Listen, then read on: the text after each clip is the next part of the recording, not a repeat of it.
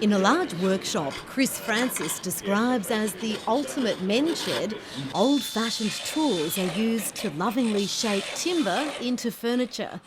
It's a passion this craftsman discovered as a child when a friend showed him a cedar toy boat.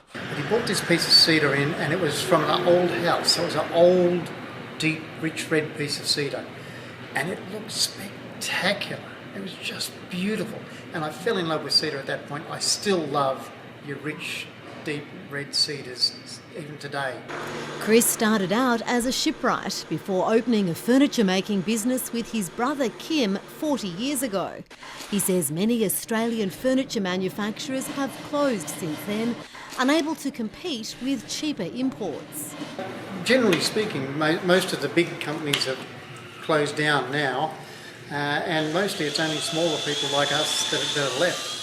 Chris says their business is surviving by offering tailor-made furniture, created using traditional techniques and a range of timbers. So they all have different colours, they all have different characters, they all have different feel to use and to touch.